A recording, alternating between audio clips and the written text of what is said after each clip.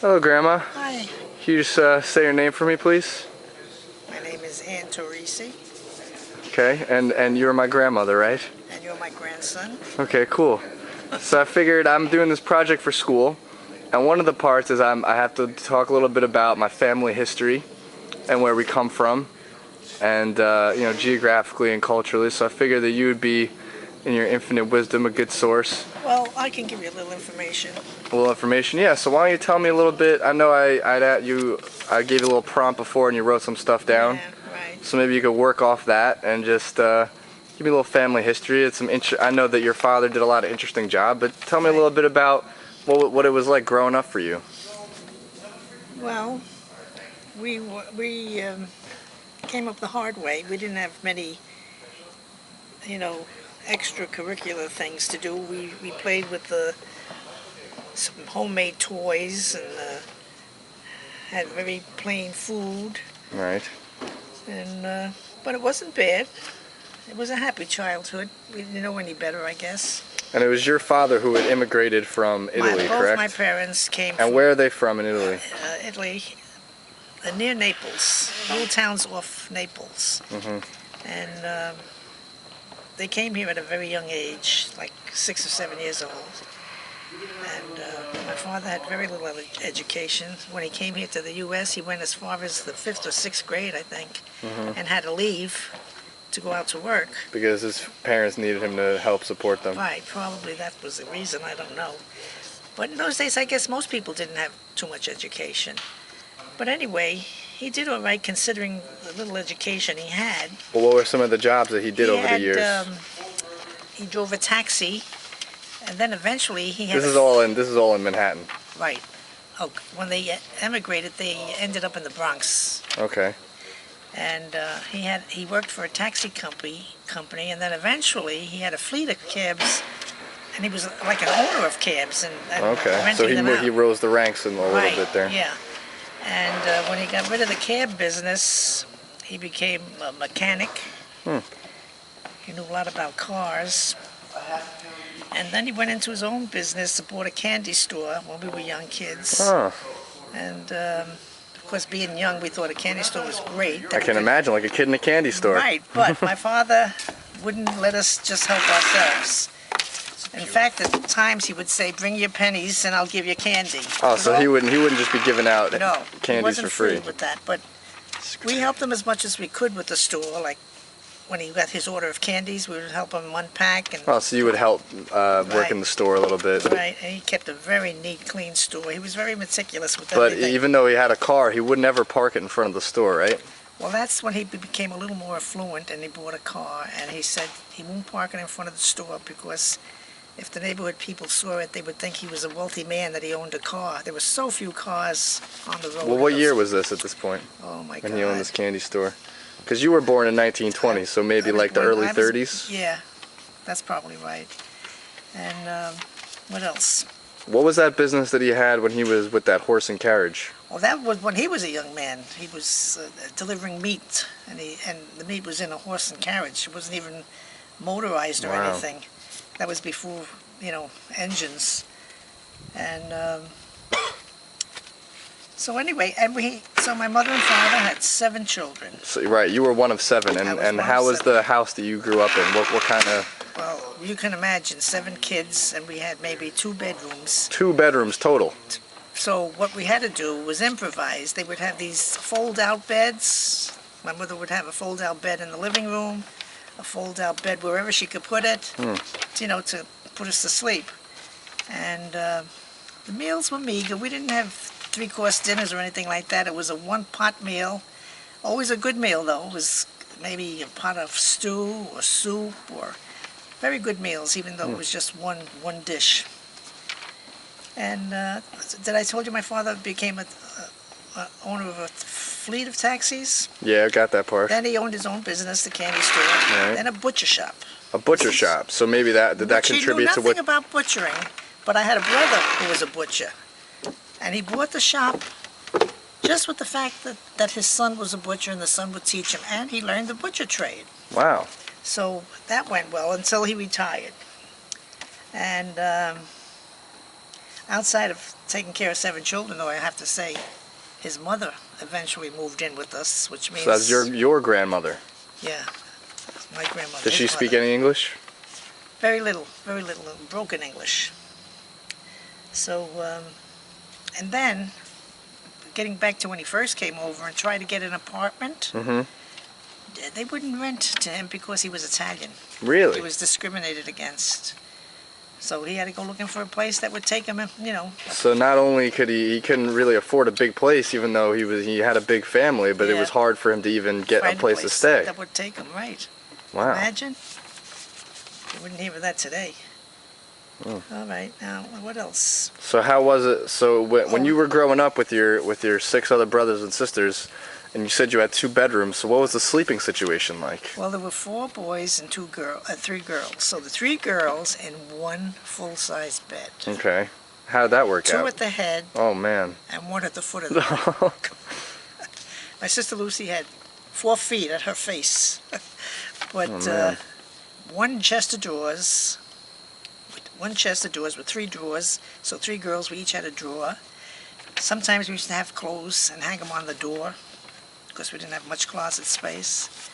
And the boys, there were 4 boys, so there were 2 beds, 2 boys in 1 bed and 2 boys in another bed. But they were fold-out beds, you know, because we didn't have enough bedrooms. Right. And So when you were growing up, did you have any like family traditions? yeah, what we did was, first of all, we all had a high school education. None of us went further than high school. Right. Because in those days, once you graduated high school, you were considered smart enough to get out and get a job, and that's all the parents were interested in, get out and work to help with the finances. Right. you Your know? parents didn't say, "Oh, you should apply to college." They They never wouldn't said have that to you. stopped us. Of course, it was very rare that kids were going to college in those days. If we wanted to go, we would have gone, but But you would have had to pay your own way. well, we didn't even go into that because It didn't even get to that we point. finished in high school and we were done. And We you went- didn't even think about college. No. You were just like, "Oh, let me just No. get." So what was your very first job? Well, wait, didn't you graduate high school a year early? Is that something that yes, happened? because I skipped a grade 7. I combined 7A and 7B together. They called it rapid advanced class. So that's what put me So you were a little year ahead of the curve. But that was neither here nor there. But we all had a high school education, no college. Right. And the thing was to go out to work. And my mother used to take in what they call homework. It's like maybe making paper flowers or folding envelopes or little nitty-gritty things. You'd have to make Right. thousands Stuff that you could do at the house. You'd have to make Because she didn't thousands. work in a factory or in anything like that. No, she did it all home. And she was going to take that on herself, but then we kids would chip in with her because she could get that much more done and Right. make a little more money. Right. And then if we helped her, we would be compensated with an ice cream cone. That would be our So, compensation. right. So, and we loved it. We But that didn't was mind just it. when you were still in school. Yeah.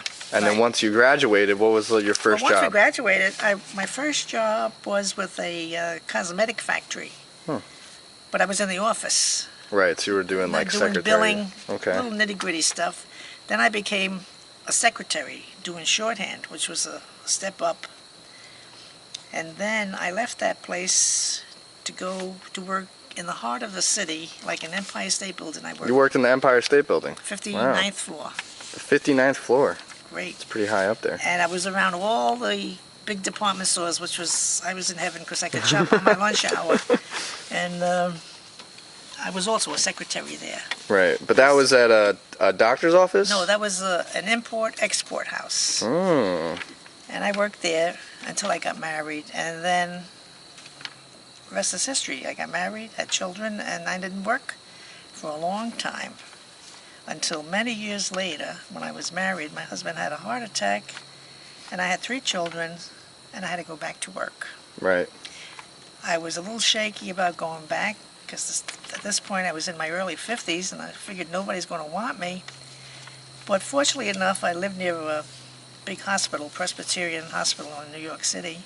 I went down there and applied, and I was very shaky, taking steno and typed. But the girl said she knew I was nervous. I made a few mistakes, but she knew I was nervous, so she said, I could see that you're very capable. So she accepted me.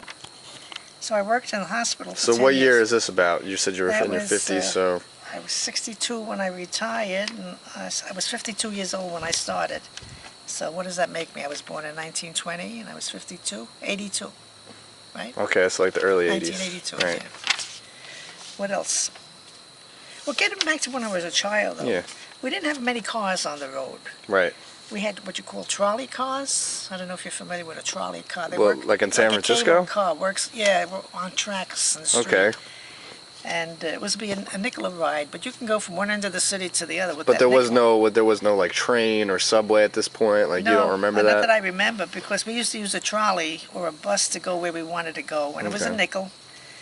And the young kids were funny, the boys especially. They used to, not to save a nickel, they would hop on the back of that trolley car Right. and go where they want to go. Without if having to anybody- pay the fee. Without having to pay. Nobody knew that they were in the back of the Right, car. right, But right. if the conductor found out they were there, he would chase them out. But that's what we used to do. And we used to skate in the street because there were no cars. We used to roller skate. Did you have your own skates? Yeah, that's one thing we had. Hmm. We never had a bike, but the kids used to bike in the street. And what else? And then as you got a little older, so you would go out with your sisters sometimes. Oh, definitely. When we got older, we used to go ice skating, bowling, dancing. Mm. We were very active. And we had a good time. And when we got married, of course, we traveled a lot with the kids. We went a lot of different places with the kids. What was some of the nice vacations? One of your Mostly favorite the mountains, destinations? the Catskill Mountains, the Pocono Mountains, and, nearby places, not too far, 2 or 3 hours away. You're getting out of the city, going in the country. Yeah, right. Oh, what's that Uh-oh. dog? We got a dog. Hey. What else? So so now that you got a little older and now you've had some grandkids and Much older, not My- a little older. now time has gone by, so have you seen any similarities between maybe like the things between the heritage, the connections of your No. grandparents? No, it's completely different. You don't think that anything was passed down? You kids have no idea what we managed to do as youngsters. Nothing compared to what you kids do. But you don't think that there's like any values or things you've tried to pass down that are similar, like hard work or Oh well, yeah, Or that's faith or definitely stuff hard like work. that. You have to work for what you want. You don't get it for nothing. You don't get it easy. Some kids today get it easy, but we believe you have to work for what you want. What Amen. else? Any words of wisdom for a young person today like myself? Well, never give up. Have a lot of patience, because sometimes the best that comes to you comes later in life when you yourself have a little more experience. And to accept anything that brings you down, accept it, because it will blow over. One day is better than the next. So live in the moment. Right. Enjoy yourself while you're young. Do as much as you can while you're young, and treat everybody with respect. Wow. Good? That's great. All right. Thanks a lot, Grandma. Bye. Take it easy.